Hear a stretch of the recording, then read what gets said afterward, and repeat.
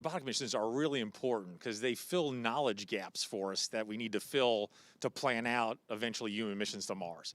So for example, there's a weather station on Perseverance. And for the first time, we're getting 5-day weather forecasts from Mars, right? So also that weather station characterizes the dust, the size and properties of the dust, and that's really important for mitigating that dust in suits and systems. So it fills knowledge gaps. But MOXIE is really important, right? We generated oxygen from atmospheric CO2, and using the resources of Mars is critical because it will be very challenging to take all the oxygen and all the fuel and water that we need with us for an astronaut mission to Mars. So getting oxygen from the atmosphere and exploiting the frozen water in the regolith or Martian soil is really important because we can break that water down into oxygen and hydrogen for fuel. We can use it for potable water as well as for breathable air. So this, what we call in situ resource utilization or living off the land, is a real enabler for our human missions to Mars. Right, right. And of course, we've got our sights set on the moon and Mars, but we're taking care of Earth at the same time. NASA recently joined the White House Climate Task Force. Can you tell us how NASA is going to expand its exploration and understanding of our home planet right here? Yeah, so we have over about 24 spacecraft in Earth orbit right now, looking down, making observations of the oceans, the atmosphere, the land, vegetation, what we call the cryosphere, or measuring the height of ice sheets, both in the Arctic and Antarctic. So we use the unique view from space to make global measurements over years and decades. And we use that data to conduct research and also to improve models of the Earth systems and modeling, because if we can't predict climate using our research, we can't mitigate climate. And so that's really important that the research we do informs policy making and informs the most effective policies to mitigate climate change, which is really, really important, not only for the US, but for the world. Station, on ISS, we also have instruments mounted externally on ISS. It's in a unique orbit, an inclined orbit that's different from most of our Earth orbiting spacecraft that look down, which are in a polar orbit. And for certain types of instruments, that orbit is very advantageous. It gives us a lot of coverage and a unique perspective. And so we're using ISS more and more as an Earth observation platform. So, you know, both with the research we do with NASA, with our other government agency partners through the U.S. Global Change Research Program, and also in collaboration with our international partners, you know, we're going to continue to make those observations, do that research, and improve our ability to predict climate change. Right, right. We are making progress across the universe. NASA Acting Administrator Steve Jerzik, thank you so much for joining us today. Now we're going to take it back to John and Hawthorne as action begins to pick up on the pad. Thanks, Jasmine. It's just inside 46.5 minutes to launch. The SpaceX launch team, they're finishing their final review of data from checkouts of Falcon 9 over the last hour. The launch director is about to poll the team for readiness, both to load propellant and to launch. This will be the last poll before liftoff. The 7 SpaceX engineers indicate they are go by electronically voting on an online countdown procedure. We won't hear a verbal poll, something folks may remember from the earlier days of launch and movies like Apollo 13. The launch director is also checking with Dragon mission director and the NASA launch manager to make sure everyone is ready to go. Meanwhile, on the Dragon spacecraft, on the screen you can see the crew arm is still in the service position. The crew is on board Dragon, waiting for next instructions, which will be to stow the arm for launch and to arm the launch escape system. Once the launch director gives final instructions to the launch team, which should be coming up in about 30 seconds, the crew arm sequence will be armed and initiated. We should get a good view of the Axis arm as it swings away from the capsule, taking about 2 minutes to move out of the way. Now the range continues to be go for launch. They're monitoring the area around the pad as well as air and sea space around the flight corridor. And on the weather front, the weather officer gave a fantastic at the T-1 hour briefing. The winds for all conditions of flight, liftoff, contingencies, getting into space, everything looks good both at ground level and upper altitude. So right now we're just waiting to listen to the SpaceX launch director give the poll and then also give the instructions to the team, and move into retracting the crew access arm. So we're going to listen for a minute to the countdown net.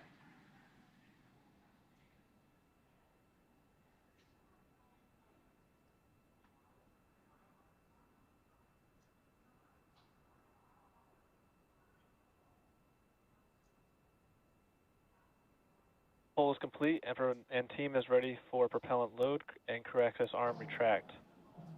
For non-urgent no-go conditions, brief the CE or LD and they'll approve aborting the launch auto sequence and proceed into launch abort. For urgent issues affecting the safety of the countdown, operator shall call hold, hold, hold on the countdown net. Launch control will abort the launch auto sequence immediately and proceed into the launch abort auto sequence. Operators advise launch director whether structural breakup or fire is imminent or occurring per Dragon manual escape flight rules. In the event of a fire alarm, key operators will man their post while the alarm is evaluated. In the event that personnel safety is threatened, evacuate to the south-facing emergency exit, which leads directly outside. Launch control, you may proceed with arming the crew arm for movement.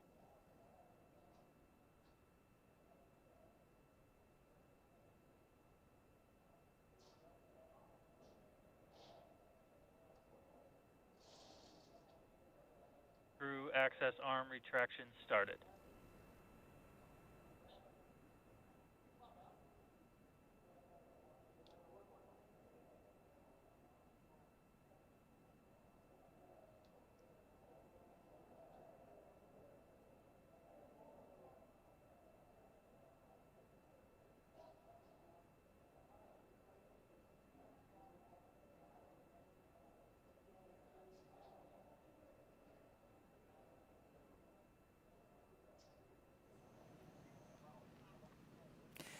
There you see a live view of the crew access arm retracting away from Crew Dragon in preparation for launch.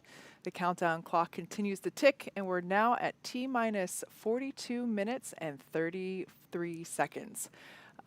We're standing by for the completion of the crew access retraction. This is one of the last major visual milestones that we'll see in preparation for liftoff. Shortly thereafter, we should hear the call out that the launch escape system is armed, and from there, we'll hear that Falcon 9 prop load has started, which is one of my favorite milestones of the launch countdown. We just saw a beautiful shot from inside the White Room as the crew arm was moving away. There it is. The capsule, you can just barely see it in the corner now of that opening where that is where the side hatch was.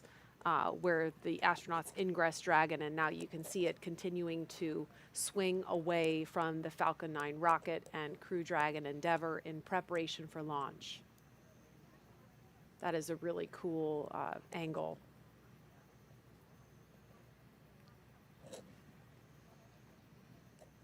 And Tracy, as we're watching the crew arm still retracting here, we are about to have the International Space Station fly over us, right? We are, yes, here at KSC, Kennedy Space Center. It looks like in another minute to the southeast, traveling across east-northeast, the station should be visible overhead. Crew access arm retraction complete. Now we just heard confirmation that the crew access arm is done retracting. Up next, we'll expect to hear a call to arm the launch escape system.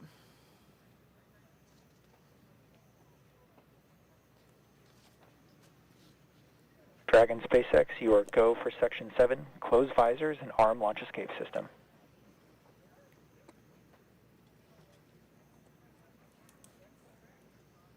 Copy. SpaceX Endeavour visors are down. Copy, visors down. Okay, so the crew there reporting that they have closed and locked their visors in place in preparation for the launch escape system arming. The launch escape system is a critical safety feature. This is something that the shuttle did not have. We take very seriously the fact that the astronauts' lives are in our hands, and we take every measure possible to ensure that the crew has options and has an escape in the worst of scenarios. So this is simply a path to safety for the crew in the event that they need to depart the pad in an emergency, and also applies to aborting the mission even after liftoff and through ascent. And the Crew Dragon Endeavour actually has an enhanced abort capability now. That was one of the improvements made to this capsule after Demo 2, and it increased the propulsion system on Dragon. Launch escape system is verified armed. Okay, so that was confirmation that the launch escape system is armed, and so that is what we have to hear before fueling on the Falcon 9 rocket can begin. So we are about just under 4 minutes away from that milestone. But again, we were saying the propulsion system. Oh, there's a shot of the space station. There it is. Yeah. Everybody wave. They're waving down at us. I think they're watching right now. So they are. You know they are. Yeah. Hi guys. Hi. We see you. So that's super cool. But yeah, the abort system, it's been improved by about 10%. That's the Super Draco thrusters. There's 8 of them built directly into the Crew Dragon, and so that actually allowed for a wider margin in terms of wind speeds. So there's greater opportunities for launch. But weather not looking like much of a concern at all today. In fact, last we heard there's less than 5% chance of violation. So more than 95% go conditions, which is great. Yeah. Pretty rare for launches from here. Yes. And that launch escape system, how that works is, once the fueling begins at T-minus 35 minutes, if there's any kind of emergency, Crew Dragon can launch itself off the top of the Falcon 9 rocket, and then it would splash down under parachutes off the coast in the Atlantic, and we have rescue teams pre-positioned in the event of an emergency if that happens, which is highly unlikely, but it's something the NASA and SpaceX and Department of Defense teams practice for extensively. That launch escape system is also equipped to perform an abort after liftoff. We would call that an in-flight launch escape, and that can happen at any point throughout the ascent trajectory. Yeah, we actually tested this launch escape system in multiple ways. We performed a pad abort test where a Dragon capsule was on the pad and simulated an abort where it took off like a rocket like you've never seen and deployed parachutes and splashdown in the Atlantic Ocean. We also conducted an in-flight abort test, which was incredible to witness. I mean, it was a test unlike any other that we'd performed before, and where we launched a Falcon 9 rocket with a Dragon on top, and about 100 seconds into flight, simulated an anomaly. Dragon took off and deployed parachutes, splashed down, and so this is a system that we have tested, but never expect to utilize. Once again, the booster that you're looking at now, if you're wondering why it looks a little dirty, that is actually soot that was left from re-entry after its last mission. This particular booster supported the Crew-1 mission very recently, and we have, there we can see a photo of our Crew-2 astronauts. Actually, they're holding up their fingers because they have soot. They signed their initials, their names into the soot there in the background. So I've said before, I love the human spaceflight traditions that we have, and I think this is a new one. Tracy, you said it earlier. Yeah. We never got to draw on the shuttle before we launched, so this is kind of cool. Yeah, Thomas, they were answering questions about it, and he started to say we carved our initials, and he quickly stopped himself. No, we didn't carve anything into the Falcon 9. We traced our initials in the side of the rocket, and so you could see closely in that photo, if you look, you could see the initials of each astronaut. So that's really cool and something that we look forward to seeing on future reused boosters. This one is set to land. Load has started. Okay, we just heard confirmation that fueling has begun on the Falcon 9 rocket. And this first stage booster is set to land on a SpaceX drone ship at sea after liftoff.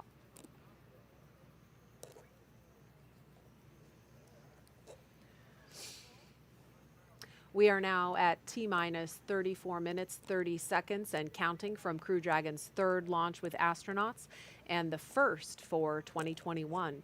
Today begins the next 6-month rotation mission to the International Space Station. The launch escape system is armed, which happened just before fueling began at T-minus 35 minutes. The Dragon capsule was loaded with propellants about a week and a half ago, just a few miles down the road at what we call Dragon Land. And in order to fly, Dragon needs a fuel and an oxidizer. And Kate, I'll let you talk more about the fuel. Yeah, so for that fuel, we use monomethylhydrazine, or MMH, and nitrogen tetroxide, or NTO, for the oxidizer. Together, these two propellants feed the Draco engines that maneuver Dragon on orbit, as well as the 8 Super Draco engines that would power the launch escape system in an abort scenario. And again, now that the fueling is underway on Falcon 9, that means the 8 Super Draco engines built directly into Crew Dragon are ready, if needed, to launch the capsule off of the Falcon 9 rocket in an instant should there be any kind of emergency associated with the rocket or the launch pad. The NASA and SpaceX teams have trained extensively for exactly that type of contingency, along with the Department of Defense Detachment 3, who does a fantastic job in those training scenarios. Now over to SpaceX headquarters in Hawthorne for an operations update. John? Well, we are counting down those final minutes, and everything's still looking good for Falcon 9 and Dragon for an on-time launch just under 33 minutes from now. Falcon 9 did begin propellant loading just a couple of minutes ago. We heard it. Now, the first and second stages of Falcon 9 are each loaded with 2 liquid propellants. One is fuel. That's loaded into the tank at the bottom of each stage. The other is an oxidizer, and that goes, obviously, into the tank at the top of each stage. Now, the fuel that we use to power the Merlin engines is a refined kerosene called RP1. And the oxidizer loaded on each stage is densified liquid oxygen called LOX. Densified means that it is kept much colder than typical for launch vehicles, and it takes up less volumes. So this allows us to get more oxidizer loaded onto the first and second stages. Now, to ignite the fuel and oxidizer in the Merlin rocket engine, we use an ignition fluid called T-tub. When T-tub comes in contact with oxygen, it burns, and it gives off a green-colored flame. Now, once we've got the flame going, we add the kerosene fuel into the Merlin chamber, and the engine ramps up to full power. You might see the green flash just as the second stage engine ignites following stage separation. Now, currently, we've just begun. The first stage fuel tank is about right now a little under 10% full. The first stage is the bottom 2/3 of the vehicle you see on your screen. The white cylinder topped off by the black cylinder, that makes up the first stage. And then the top 1/3 underneath the Dragon capsule, that's our second stage. Now, at this time, the second stage fuel tank is about 8% full. Now, the fuel tank, if you were to zoom in, that's where the NASA meatball logo is positioned, and right above it you can just make out the red NASA worm logo, and that's where the liquid oxygen tank is on the second stage, and there's a closer view. Now, in addition to loading the fuel, we're also loading oxygen, the liquid oxygen, onto the first stage. We won't start liquid oxygen loading on the second stage until T-minus 16 minutes and 30 seconds. Start at stage 1 cryo. And liquid oxygen will continue loading on both stages until the last few minutes of the countdown. Helium loading into pressure vessels is also underway.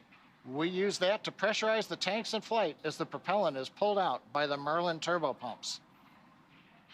On board the Dragon spacecraft, you can see here in a close-up, the astronauts are monitoring systems while the propellant is loaded into the Falcon 9. The crew training in the simulator included playback of sounds that we've recorded in the Dragon capsule during recent flights. So they get an idea what all that hissing and popping and banging is from the vent valves and the pressurization systems. Now, the range continues to report no problems. They are go to support launch. And the weather also looks good. I mentioned the T-minus 1 hour briefing. We called it fantastic. Currently, we don't have anything that we are tracking that could be a concern. We have a very small possibility of a pop-up rain shower, but nothing showing up. So right now, 29 minutes, 40 seconds ago, it looks like we've got good weather. Now, as a reminder, today we have an instantaneous launch window.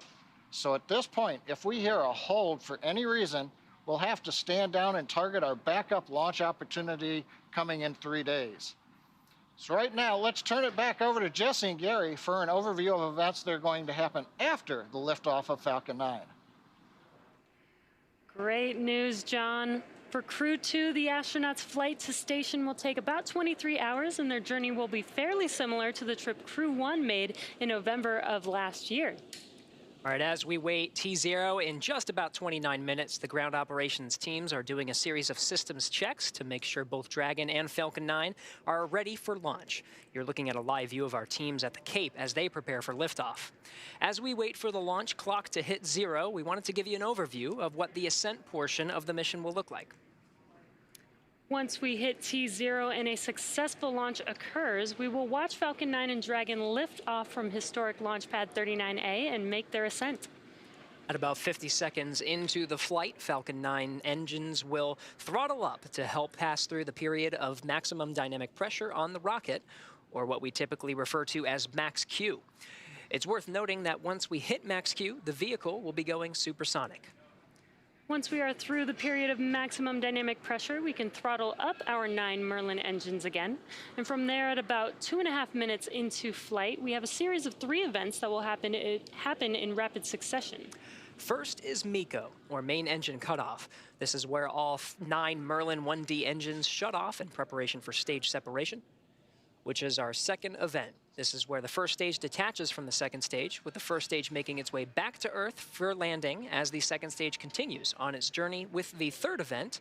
SES-1, or second stage engine start number 1, is where the MVAC engine lights up and propels the second stage along with our Crew-2 astronauts to orbit.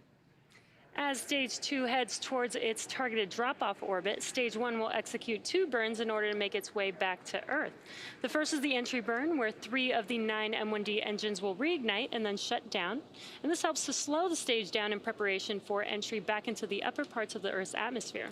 While the first stage is heading back to Earth, the second stage will cut off its 1 Merlin engine that was ignited right after stage separation. Once this happens, we'll wait for confirmation of a good orbital insertion.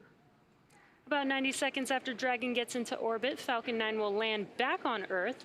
The landing burn is just a single engine burn, powerful enough to bring the vehicle's speed down rapidly in order to land on the drone ship about 9.5 minutes into the mission. While Falcon 9 first stage is landing, Dragon is preparing to separate from the second stage. At about 3 minutes after the second stage gets into orbit, we should have a great view of Dragon with its 4-person crew drifting away from the second stage. Once Dragon is a short distance away, it will begin checking out its Draco maneuvering thrusters to make sure Dragon continues to increase separation distance from the second stage. It's worth noting that these are not the Super Draco engines that would be used during an abort scenario. About 40 seconds after separation, Dragon's nose cone deploy sequence will begin. It will take roughly 4 minutes for the nose cone hooks to unlatch and open, exposing its guidance navigation controls, or what we call GNC, that will help Dragon autonomously fly to the space station. And lastly, once the nose cone is deployed, the remaining Draco thrusters on the forward bulkhead will be checked. From there, over the next 23+ hours, Dragon will be in its rendezvous and approach phases, undergoing a number of phasing burns as it makes its way to station. All of that will be coming up soon. For now, let's check back in with Courtney in Mission Control Houston. Courtney. Thanks, Gary. The space station team here in Houston is focused, and the critical systems on the station continue to function normally. The teams have verified the command path from the ground through our constellation of communication satellites to the station. Everything is nominal, and the station will be ready to receive Dragon tomorrow. Once the crew arrives at the station, they'll join Expedition 65. While on board, their official designation will be flight engineers, except for JAXA's Akihiko Hoshide, who will take command of the space station from NASA's Shannon Walker just before Crew-1 comes home. He'll be the station commander until the fall, when he'll hand the reins to European Space Agency Thomas Pesquet for the final part of their mission. Flight Director Paul Kanya is on console now, leading flight controllers in Houston for launch, and Flight Director Scott Stover will lead teams for docking tomorrow. Just a reminder that a launch today will take about 23.5 hours to get to station, with a docking to the Node 2 forward port scheduled tomorrow at 4:10 a.m. Central. Once Dragon is docked to the station, the team here in Houston will assist Dragon and space station astronauts with leak checks, as they will work to open hatches on both Dragon and the inside of the station's pressurized mating adapter. We expect hatch open to take place approximately 2 hours after docking. That's it for us here in Mission Control Houston. I'll send it back over to the team in Florida. Marie? All right, thanks, Courtney. You're looking live at the Falcon 9 rocket and SpaceX Crew Dragon, and we can see liquid oxygen venting off the rocket. That is normal and expected. It is now T-minus 23 minutes, 50 seconds and counting from the third astronaut launch from U.S. soil in the past year, and the first with 2 international partners aboard. Commander Shane Kimbrough, pilot Megan McArthur, and mission specialist Thomas Pesquet and Akihiko Hoshide are strapped into their seats inside the Crew Dragon Endeavour on top. There's an inside view. We can see them live as the Falcon 9 rocket fueling operation is well underway now. The launch escape system is armed, and that means the Crew Dragon is prepared to launch itself away from the Falcon 9 rocket in case of an emergency on the pad or after liftoff. So far, operations look and sound as expected, and we are counting down to liftoff at 5:49 Eastern Time. This mission is the continuation of rotational crew flights to the International Space Station from U.S. soil on private rockets and spacecraft. This wouldn't have been possible without the success of the NASA SpaceX Demo 2 test flight last year and the safe delivery of the Crew-1 astronauts to the space station last fall for a long-duration mission. Those Crew-1 astronauts are preparing to return to Earth shortly after Crew-2 arrives at station. And this will be the first time we'll see 2 Crew Dragons docked to the space station at the same time. Crew-1's Resilience and Crew-2's Endeavour, that's on the launch pad right now. With the arrival of the Crew-2 team, I believe that'll bring the head count on station to 11 people. And as much as I love camping, that does sound like it would be a little crowded up there. Yeah, you know, you counted 11 people on board the station, 9 of them in the U.S. segment. We've got 4 crew quarters, which are basically crew bedrooms. We've got both commanders of the Dragons sleeping in their vehicles. That leaves 3 people needing a place to sleep. That's Suichi, Shannon, and Victor. They'll be in the gym, the Columbus, and the airlock, respectively. So you could say it's quite a full house. They'll be camping out, rolling out their sleeping bags on rack fronts. So it'll be tight. What a great benefit to being commander. You have your own private suite with windows. And yeah, it's a nice place to be. Yeah, and that's honestly the window shots that we have been receiving from the crew have been one of my favorite things from the Crew-1 team up there, and even Bob and Doug whenever they were up there as well. Just the view outside of the Crew Dragon window. It's actually my phone background right now. And it's just incredible, and I love that we get to, that they share their perspective with us from above. Let's give you a quick recap of who the astronauts are sitting inside the capsule here in the foreground. Sitting closest to the front of your screen is Commander Shane Kimbrough. He is commanding the Crew Dragon Endeavour today, and he is a native of Texas, making his 3rd trip to space. The retired U.S. Army colonel first launched aboard the Space Shuttle Endeavour on STS-126, then aboard a Russian Soyuz spacecraft for expeditions 49 and 50. Kimbrough has spent a total of 189 days in space and performed 6 spacewalks. Pilot Megan McArthur will be making her 2nd trip to space, but her first to the space station. She was born in Honolulu. She was born in Honolulu, but considers California her home state. McArthur served as a mission specialist aboard Space Shuttle Atlantis on STS-125, the final servicing mission of the Hubble Space Telescope. She operated the shuttle's robotic arm over the course of 12 days and 21 hours, capturing the telescope and maneuvering the crew members throughout 5 spacewalks to lengthen the telescope's life. And mission specialist Akihiko Hoshide is embarking on his 3rd spaceflight today. The JAXA astronaut from Tokyo previously flew on STS-124 aboard the Space Shuttle Discovery to deliver and install Japan's science laboratory Kibo. He also flew aboard the Russian Soyuz on expeditions 32 and 33 for a 124-day visit to the space station. And in the far corner of your screen is mission specialist Thomas Pesquet. He will be making his 2nd trip to space. Born in Rouen, France, Pesquet first flew to space on the Russian Soyuz as a flight engineer for expeditions 50 and 51. In that time, he worked on more than 50 different experiments and performed 2 spacewalks with Kimbrough to maintain the space station. He has logged 197 days in space. Pesquet will be the first European to fly in Crew Dragon, and it will be the first time a European astronaut has launched from America in more than a decade. Each of these 4 crew members will join Expedition 65 once they arrive at the International Space Station, with Akihiko Hoshide taking over as commander of the station right before Crew 1 departs. And as we're looking at a live view of the pad, again, fueling is underway. We heard a call out during those bio recaps that the RP1 load is complete on the 2nd stage. And we have a really special treat if we could take a view of Bob Behnken's spacesuit. We have that in studio.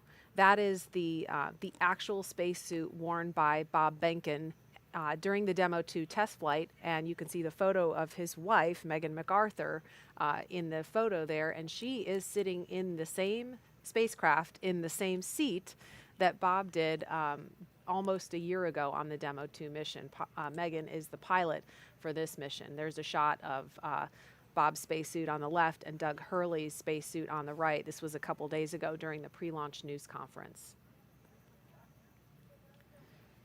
So again, looking live at the pad, Falcon 9 will have 1.7 million pounds of thrust at liftoff, and we've heard it sounds like a gorilla sitting on your chest. Would you say that's accurate, Tracy? Yeah.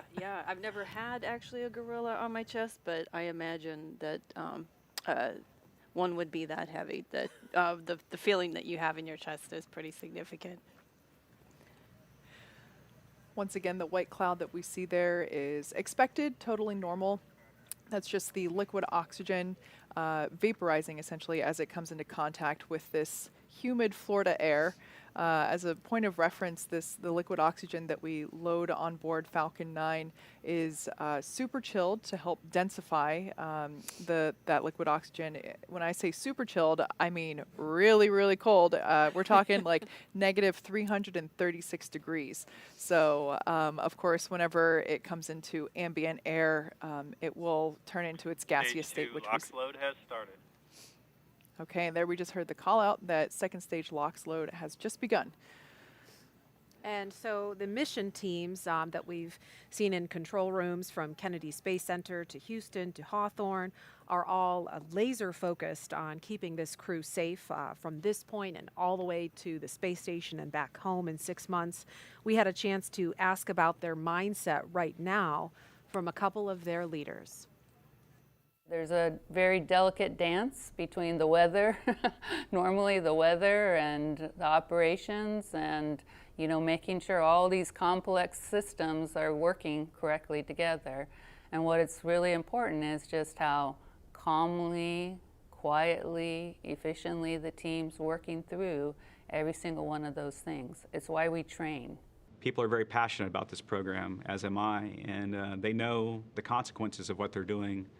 They know that the crew's lives depend on what they're doing. This human spaceflight endeavor requires diligence every day on the job, and I think our team knows that. I definitely feel like those crew members are in our hands, and we need to be there thinking straight, making sure we're making the right decisions so that we're getting that crew safely to the International Space Station.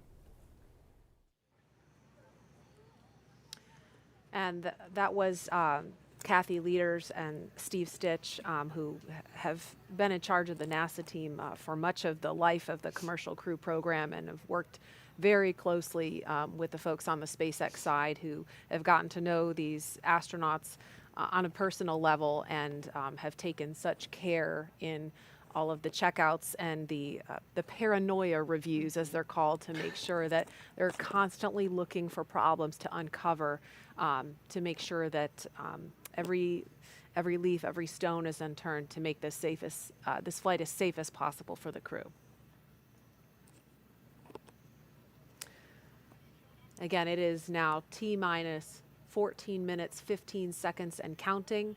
Liftoff will be about 1 hour before sunrise here on Florida Space Coast, and if we're lucky, we may see a beautiful contrail at first light. At the time of launch at 5:49 and 2 seconds Eastern Time, the space station will be flying 258 miles over the Indian Ocean south of Sri Lanka. And now with T-minus 13 minutes, 50 seconds and counting, we want to focus on the pad as we proceed through the final stretch of the countdown. We will turn it over to Hawthorne to take us through launch at 5:49 this morning. John? We're inside T-minus 14 minutes. Everything is still looking good for launch of Falcon 9 and Dragon, 49 minutes and 2 seconds after the hour. Falcon 9 began propellant load at T-minus 35 minutes. Loading of the RP-1 fuel onto stage 2 is complete. Fuel loading is continuing on the first stage. We're over half full, and it'll finish at T-minus 6 minutes. The densified liquid oxygen loading is continuing on the first stage, and we began loading liquid oxygen onto the second stage a few minutes ago. The liquid oxygen loading will wrap up T-minus 3 minutes on the first stage, about T-minus 2 minutes on the second stage. Checkouts of the thrust vector controllers, what we call TVC wiggles, are coming up, along with throttle valve checkouts on the engines. That's where we move the engines a little bit, make sure the hydraulics are ready to go. Currently, the range is go, ready to support, working no issues, and we continue to have good weather, both at the launch pad at ground level, at the upper altitude winds, and downrange at the contingency landing sites. On the Dragon spacecraft, the Dragon mission director and team, they're reporting no issues. Their communication checkouts are complete. The crew access arm is retracted, as you see on your monitors, away from the vehicle. The launch escape system is armed. The crew is strapped in and ready to go. Final instructions of the crew will be coming at T-minus 10 minutes. They'll configure their displays for launch. That'll give them insight into how the launch is proceeding, and it provides constant updates on vehicle health. And for Dragon at T-minus 5 minutes, we'll hear it enter terminal count as they transition to internal power. Now we're going to hear continued callouts on the countdown net as we get close to T-minus 0 and to the liftoff. Now, Gary, we talked about the ascent sequence of events that are coming up here. You and Jesse went through that a little while ago, but we're also going to have abort modes. Can you explain a little bit about what the abort mode callouts are that we might hear?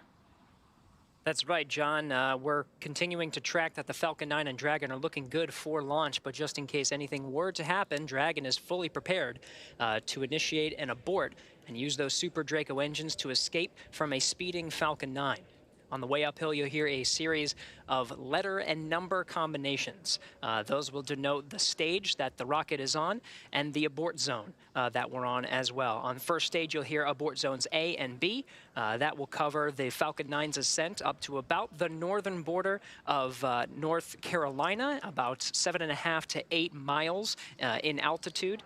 And the stage 2 will have stage 2A through E. Mostly it will be stage A, or stage 2A abort zone, but towards the end of the 6 minutes that stage 2 will be firing, you'll hear the numbers start going out from B to E, with E being an abort to orbit. All of these capabilities enabled on the Dragon spacecraft to make sure that the crew will be delivered safely into orbit. Inside 10 minutes and 30 seconds, we should be hearing some final status, maybe a good luck and Godspeed from some of the ground teams here, ensuring that the crew is ready to go, that Falcon 9, Dragon, and all the support teams are ready for launch.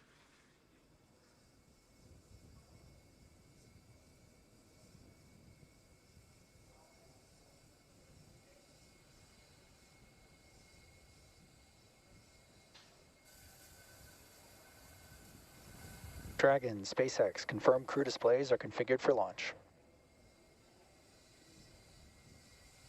Displays are configured for launch. SpaceX copies. Shane, Megan, Aki, Tama. We're thrilled to have crew on board Endeavour once again, and truly honored to have you all at the helm. It's been a pleasure training alongside you ahead of this historic launch. We wish you a great mission, good luck, and enjoy the ride. Thank you, Chad, Christian, Frank, and all the teams who got our crew and vehicle ready for this mission. I want to say a special thank you to our families and friends. We're incredibly grateful for your support and sacrifice during our training and our upcoming flight. Our crew is flying astronauts from NASA, ESA, and JAXA, which hasn't happened in over 20 years. We're excited to represent our nations, agencies, and all of humanity. Off the Earth, for the Earth, Endeavour is ready to go.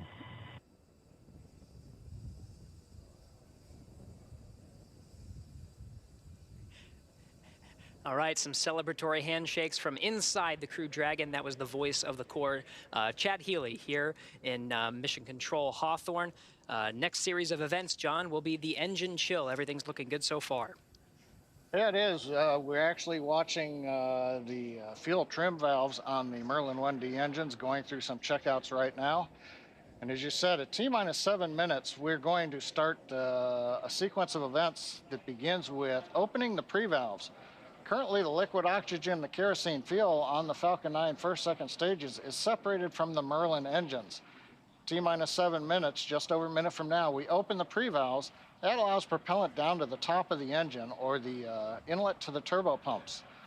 At the same time, we open up bleed valves on the turbo pumps, and that allows a little bit of that densified ultra-cold liquid oxygen to flow through the pump and to chill down the liquid oxygen pump.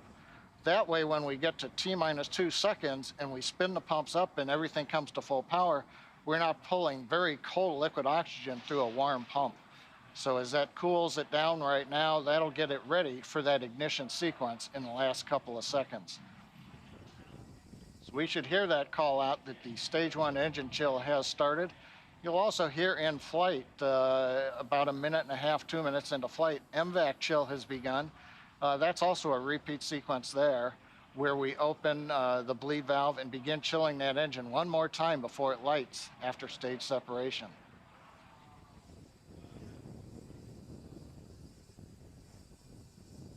Right now we're waiting to see the pre-valves come open and the chill begin. Stage 1 engine chill has started. Yep, and there's the call out. We've got indication pre-valves coming open on the engines, and we have begun to chill in the Merlin engines for flight. That's right, John. Now inside 6 minutes, 40 seconds. RP1 rocket-grade kerosene is completely filled in the second stage. We're anticipating about 30 more seconds for the first stage to be completely filled with that RP1 refined kerosene.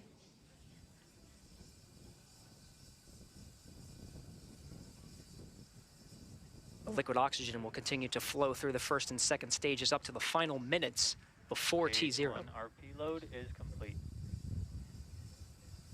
All right, confirmation. We have 100% fill of RP1 on both the first and second stages. 6 minutes to go until an instantaneous launch window today. The next milestone will be Dragon to transition to configure for terminal count. And this time, terminal count, the Dragon will be on internal power, no longer relying on the lines from the ground. And from there, the Falcon 9 propellant tanks will pressurize for strong back retract. That'll be another visual milestone. The clamps just below the Dragon's unpressurized trunk will open, and the strong back will tilt back just 2 degrees. Then right after liftoff, back to 45 degrees. Again, RP1 kerosene, both on the first and second stages. Liquid oxygen continues to flow through on the first and second stages. That very densified, very cold liquid oxygen.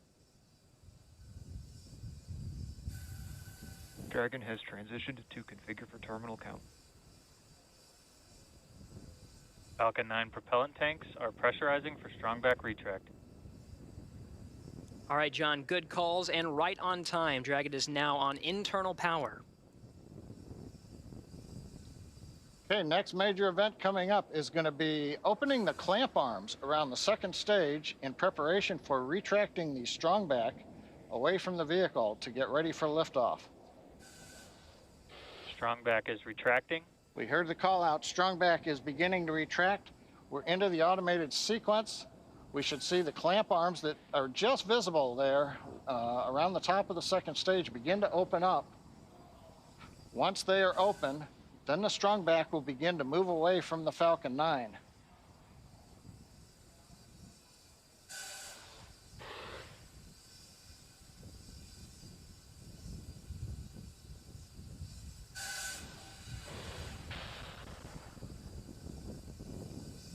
Watching the sequence, a nice view from up on top of the fixed service structure.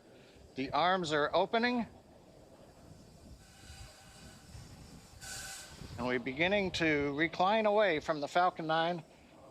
We'll move the strongback 2 degrees away from the Falcon 9. That'll get it ready for liftoff. And at T0, when the flight computer commands liftoff, the hydraulics on the strongback will pull it to a position 45 degrees away from the Falcon 9, giving it the clearance for launch.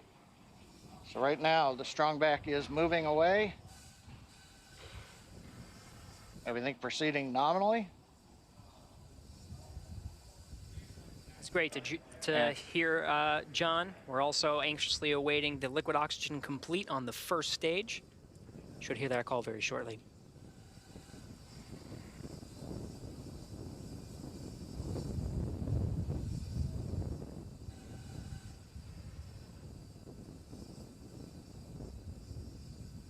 Dragon has transitioned to terminal count and is on internal power. Stage 1 LOX load is complete.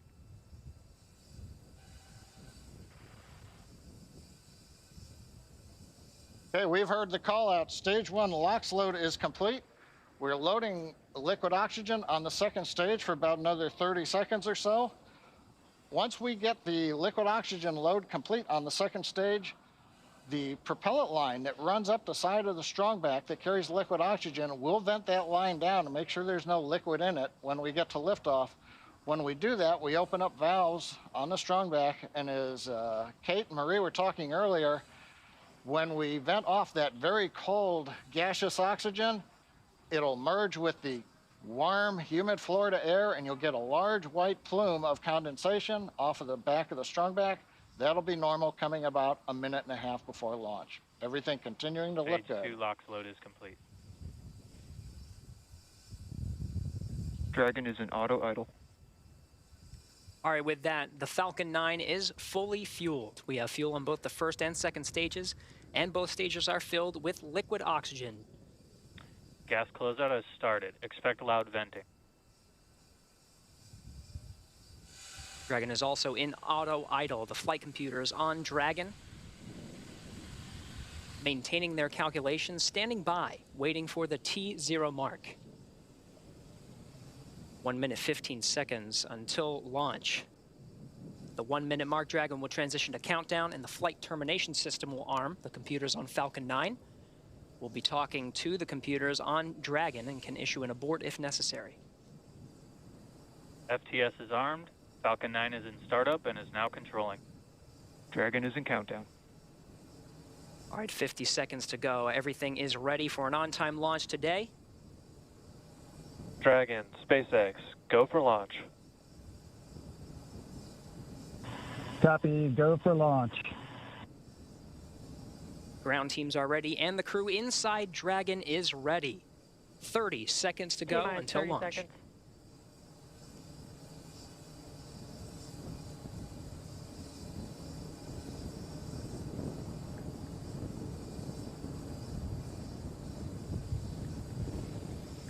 T-minus 15 seconds. 10, 9, 8, 7, 6, 5, 4, 3, 2, 1, 0. ignition, and liftoff. Godspeed, Endeavour and Crew-2. Copy, 1 Alpha. Endeavour launches once again. 4 astronauts from 3 countries on Crew-2, now making their way to the one and only International Space Station. The vehicle is pitching downrange. 9 Merlin engines on the first stage, providing 1.7 million pounds of thrust. Hearing good calls on first stage performance so far.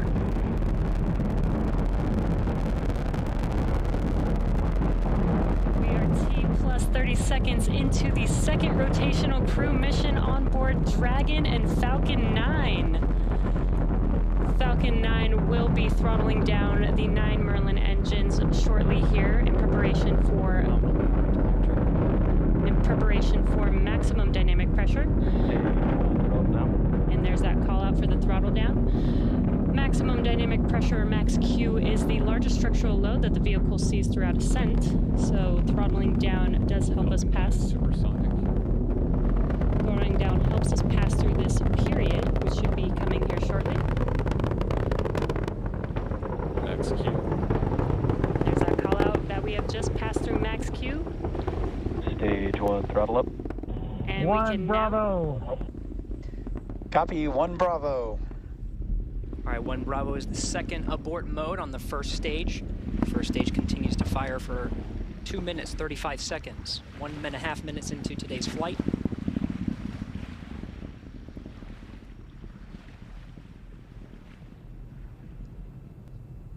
Falcon 9 now traveling at more than 1,500 miles an hour.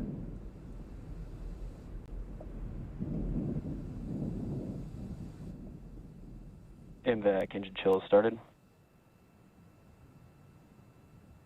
All right, the engine chill for the second stage single Merlin engine has started. About 30 more seconds of the first stage firing to bring our 4 astronauts into orbit. Now from here, coming up in about 20-some seconds, we're going to have 3 major milestones. We'll have shutdown of the 9 Merlin engines. We're beginning to throttle them down. We will then get stage separation. 1, throttle down. And then we will get ignition of the second stage engine to propel Dragon and the Falcon 9 second stage into orbit.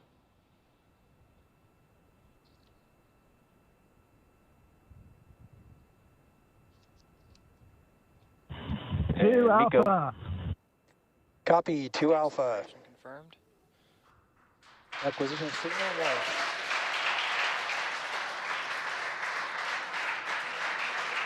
MVAC ignition.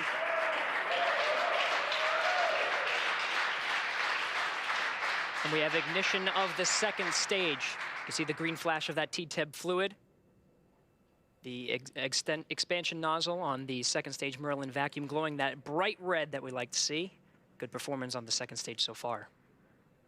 And on the left side of your screen, we saw the exhaust of the second stage engine streaming past the first stage as the grid fins are coming out. We also briefly had a view of the lights of Central Florida in the background.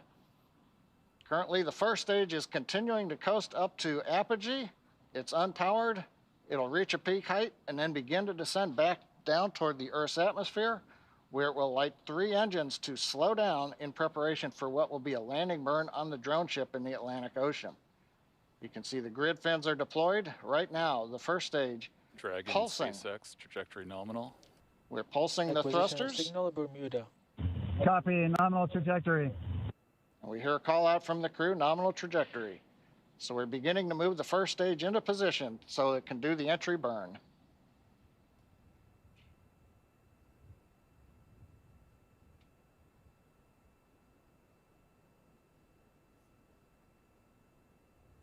Four minutes, 15 seconds into today's flight. Second stage propelling our 4 astronauts up the eastern seaboard. We'll continue to fire. It's a 6-minute burn to deliver the astronauts into orbit. We'll wait for a cue for good orbital insertion after that. Meanwhile, we will be hearing check-ins on the vehicle's trajectory and performance, as well as check-ins with some of the ground stations as it passes over throughout the 6 minutes of the second stage firing.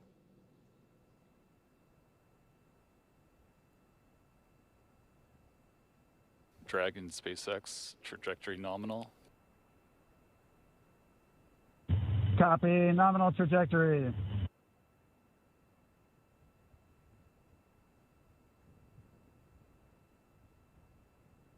getting good views of both the first and second stage from the onboard cameras. Acquisition of signal, boss.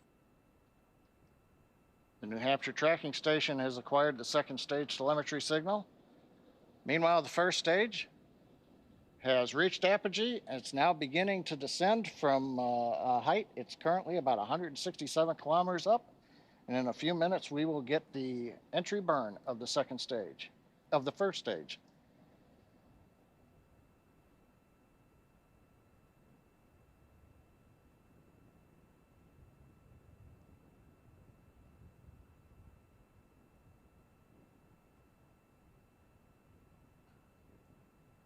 Dragon, SpaceX, trajectory nominal. Copy, nominal trajectory. Right on cue, those check-ins on the second stage performance. Once a minute, everything's looking good on that second stage. Propulsion is nominal.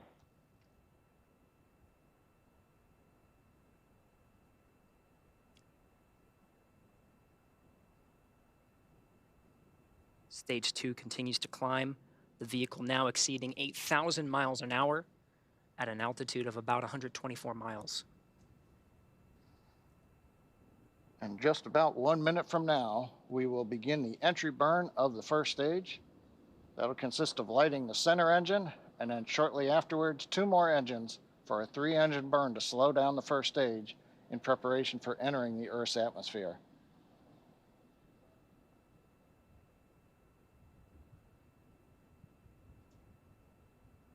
Dragon, SpaceX, trajectory nominal. Copy, nominal trajectory. Another check-in, and the crew confirming they're hearing the same thing. The vehicle exceeding, or about to exceed, about 10,000 miles per hour.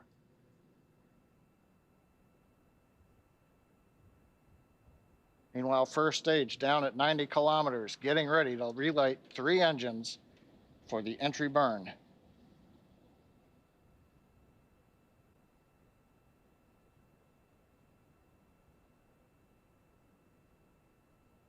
Stage 2 FTS has safed. We've got the center engine ignition, and there come the 2 side engines. Now this entry burn will last about 29 seconds. It's going to significantly slow down the vehicle in preparation for hitting the denser part of the Earth's atmosphere.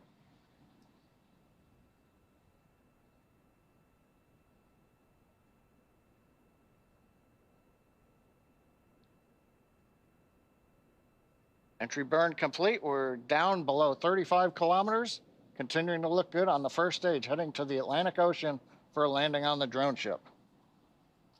While second stage is less than a minute away from cutoff.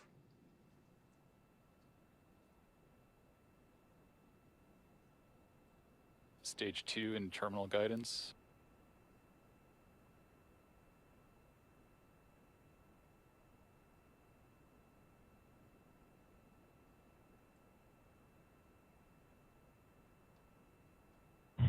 Shannon. Copy, Shannon. Shannon called out at the back end of the stage 2, a few seconds until cutoff.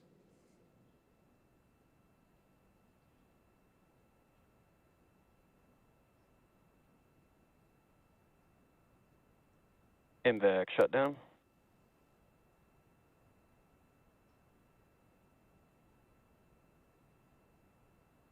Dragon, SpaceX, launch escape system disarmed. Launch escape system disarmed. Copy. Dragon, SpaceX, nominal orbit insertion. Copy, nominal orbital insertion. All right, the Falcon 9 second stage has done its job, delivering our 4 crew into orbit. You hear the applause here in Hawthorne. We're waiting to get a video signal back from the drone ship. Of course, I still love you. And the view from the onboard camera, we saw it just briefly. It looks like first stage on the drone ship. Getting views of the Dragon trunk. So the first stage is on the drone ship, successfully landed. And more importantly, second stage is in a nominal orbit with the Dragon spacecraft getting ready for some important events coming up, Gary. That's right. About 2 more minutes. The Dragon and the second stage of the Falcon 9 will be in a coast phase. It'll take that long until the spacecraft separates from the Falcon 9. Of course, both now in a nominal orbit. It's great to see some of the views of the Earth as it passes by over the North Atlantic Ocean.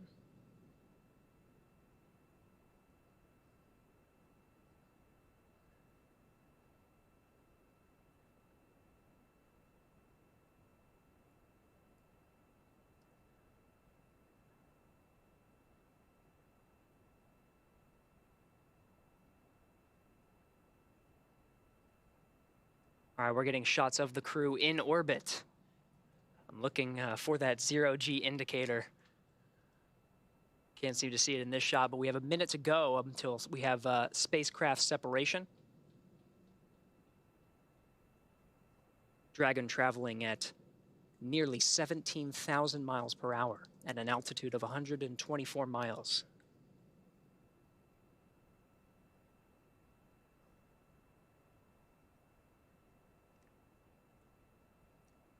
Again, the 4-person crew of Endeavour is in orbit right now.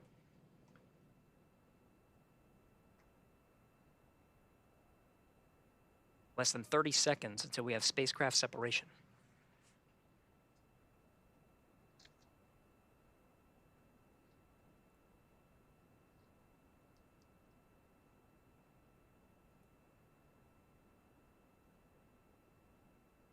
Ten seconds to spacecraft separation.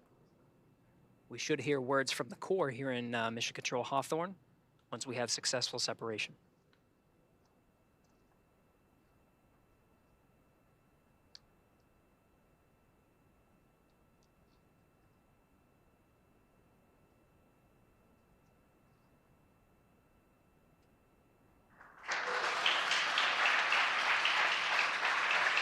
Dragon separation control.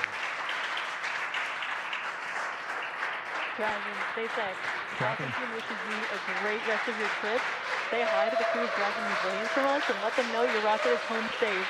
Thanks for flying our first flight-proven, crewed Falcon 9. See you airside, Crew-2. Thank you very much. We're great. It's glad to be back in space for all of us, and we'll send our regards to Crew 1 when we get there. Thanks.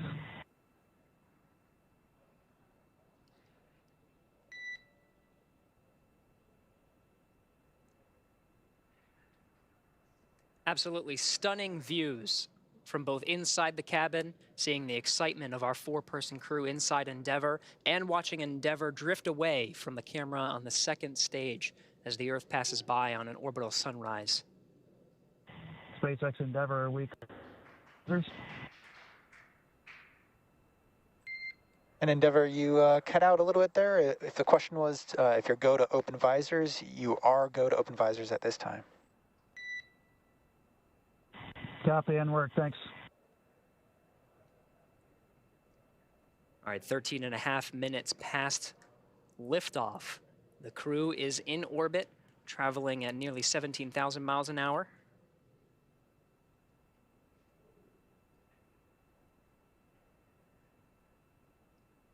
Well, Gary, I don't know about you, but that was a great countdown. Everything sounded great. Right on time, actually a little ahead of time. Nominal dehumidifier activation and service section Draco checkouts. Got a good orbit out of Falcon 9, and first stage landed on the drone ship. And we're in the sunlight over the Atlantic Ocean with the Dragon spacecraft. All in all, a great day. I think everybody's jealous of the crew in orbit right now, John. These views, even just from the cameras, are absolutely stunning.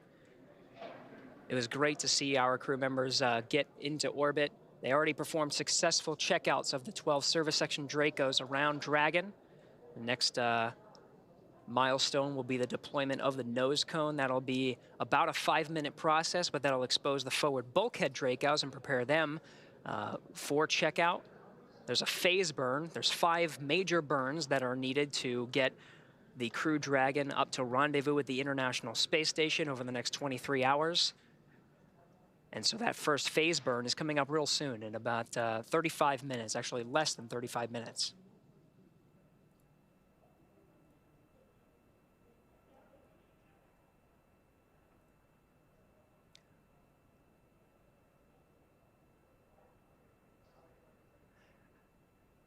Jesse, I don't know if you could see the 0G indicator, but I was told it's a penguin. I'm trying to look for it.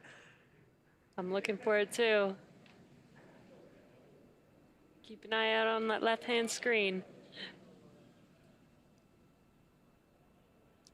Meanwhile, the Dragon is configured for a nose cone deployment. We'll stand by for when that sequence starts. The nose cone itself opens just beyond 90 degrees, about 105 degrees, to expose the forward bulkhead Dracos. Those forward bulkhead Dracos, 4 of them at the very top of the Dragon, will do the bulk of the work when it comes to firing the Draco engines for minutes at a time to increase the Dragon's speed, altitude, and phasing to catch up with the International Space Station again over the next 23 hours. Meanwhile, we're still getting camera views from the second stage, looking at that expansion nozzle. Did its work beautifully to deliver the 4 crew into orbit. Dragon over the North Atlantic Ocean. And Gary, this is John. I think I heard a call out on one of the Dragon nets that the first set of nose cone hooks is open. So it sounds like that sequence is going well. Very good. Well, from here in Hawthorne, it was very exciting to see the Falcon 9 lift off and deliver our 4-person crew into orbit. We're going to be with you throughout the entire phase, the rendezvous phase, until Dragon and this 4-person crew docks with the International Space Station. That'll be over the next 23 hours. We'll bring you through some of those major burns that are happening. But I am so jealous of Marie and the group over there over at the Kennedy Space Center. You actually got to see the launch and probably feel it as well. Marie, what was that like? Oh, it was just spectacular. And, you know, the sun hasn't come up yet here in Florida, but, you know, we were able to just turn around and see the launch right behind us, and it lit up the sky, just absolutely breathtaking. It was so astounding to see the colors. I mean, it was not just your usual fireball, but there was the pulsating towards the end. And Kate, you're much more eloquent describing that sequence, which I appreciate you doing that while we were happy to help staring. It was so fun, and knowing that those guys were enjoying the ride along with the sights that we got to see made all the difference. There's nothing more relieving than crew in orbit. And of course, we were so lucky to have clear weather here, being able to see the re-entry burn as well. I was hoping we were going to be able to catch landing burn, but unfortunately clouds on the horizon did block that view. But it was also such a treat to be able to see the re-entry of that first stage as well. Let's go over to Jasmine to get some reaction. I think she's with the NASA administrator now. Jasmine? Thanks. Thank you, Marie. Yes, I'm joined again here with Steve Jerzik. Thank you so much for being here. No, thank you. So we just had the privilege of watching that spectacular launch in person. What was that like? Watching a launch, particularly a human space launch, will never get old for me. It's just thrilling to see those 9 engines light up and it lift off the pad, get to the main engine cutoff and separation, and get that second stage started. And of course, pre-dawn launches are always amazing, and you know, we could see the vehicle pretty much through the entire trajectory up to Earth orbit. It was just spectacular. Right. No, absolutely. It was just stunning, and the sun is just now starting to peek over the clouds here. So do you have any final words of encouragement for our NASA team, our SpaceX team, and our international partners? Yeah, you know, partnerships are key to what we do, particularly in human spaceflight. Our partnership with SpaceX has been tremendous. 3rd launch in less than a year, after almost a 10-year gap in human spaceflight, launching astronauts from American soil on American rockets. So our partnership with SpaceX and our commercial partners, other commercial partners, is critical, and our international partners. We could not do this without them. Very international mission with 2 U.S. astronauts, and one from ESA and one from JAXA, and obviously the ISS is the largest engineering international collaboration in the history of humankind, and it continues to amaze me how well we work together in doing all the research and technology on ISS. And I'm just so grateful for the NASA SpaceX team for their hard work and getting this third launch off, the Crew-2 launch, and looking forward to docking and hatch opening and the welcome ceremony, and also looking forward to Crew-1 return next Thursday on the 28th. Right. A lot of action still going on at the station right now. So as you mentioned, the next big milestone for Crew-2 will be docking at the station. So where are you going to be for that action? I'm actually going to stay here at Kennedy Space Center and follow the free flight up to docking, and then I'm going to participate in the welcoming ceremony with my counterparts from ESA, the Director General of ESA, and the President of JAXA, and welcome the Crew-2 astronauts to the ISS. Fantastic. Kennedy is the place to be right now then, I guess. Do you have any final remarks that you want to share with us today? Hey, you know, I'm just so proud of the team. I'm so proud of what this team has been able to accomplish over the past year, particularly. It's been especially challenging, global pandemic and other challenges, and just the focus of the team to get these 3 crew launches off, as well as launch Perseverance, land Perseverance, first powered flight, controlled powered flight of a vehicle on another planet, first time generating oxygen from the atmosphere of Mars, and really looking forward to the core stage for SLS getting here and us moving forward to the first uncrewed test flight, Artemis 1 of SLS and Orion. So accomplished an incredible amount in this last year, and much more to accomplish in the year to come. Absolutely. We've got a bright future right here at NASA. Thank you so much, NASA Administrator Steve Jerzyk, for joining us today. Now we're going to take it back to the KSC host desk. Thanks, Jasmine. Shane, Megan, Thomas, and Aki are on course to arrive at the International Space Station around 5:10 a.m. Eastern Time tomorrow. And we're going to stay on the air for continuous live coverage along their entire ride to station. Though our coverage here at Kennedy Space Center is concluding, we're going to turn it over to the teams in Hawthorne and Houston to take us through the next phases of the Crew-2 mission, all the way through hatch opening and a welcome ceremony for the crew. And for those of you watching online on YouTube, take a look at the description below the video. There you'll find the new link for the Crew-2 rendezvous and coast phase. Live coverage will continue at that new location shortly. And if you're watching on NASA TV, you won't miss a thing, and coverage will continue. That's right, and as you follow along, we invite you to tune into a post-launch news conference at 7:30 a.m. Eastern Time, right here on NASA TV, where NASA and SpaceX will take questions live. In addition to NASA TV, you can always follow along on Twitter at @NASA, @SpaceX, and nasa.gov for mission updates. Huge thanks to all of our guests for joining us today, and thank all of you for getting up early on the East Coast and watching. Now here are highlights from the journey to orbit off the Earth for the Earth.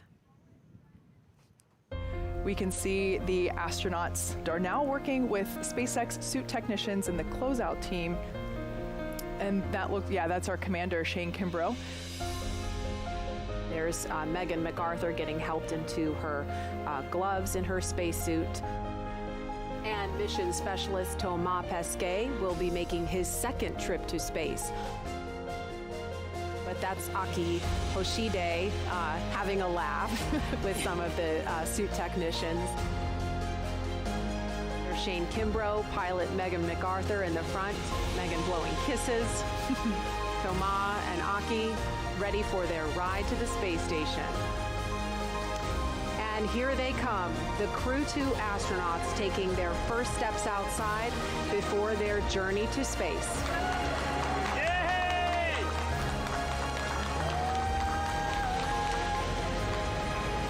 I love this moment. They're now going to have the opportunity to wave goodbye from a safe distance. And it looks like Bob Behnken is there with the son of he and Megan McArthur. ONC departure on schedule. Right, so we just heard that announcement that the crew has departed the operations and checkout building on schedule. And we can see the astronauts inside the crew access arm. Commander Shane Kimbrough, here he is climbing inside Crew Dragon Endeavour. We call this process ingress. We now see suit technicians will help the crew members get buckled in. As you can see, the side hatch has just been closed. 5, 4, 3, 2, 1, 0. Mission and liftoff. Godspeed, Endeavour and Crew-2. Copy, 1 Alpha. Endeavour launches once again. 4 astronauts from 3 countries on Crew-2, now making their way to the one and only International Space Station. The vehicle is pitching downrange. 9 Merlin engines on the first stage providing 1.7 billion pounds of thrust. Hearing good calls on first stage performance so far.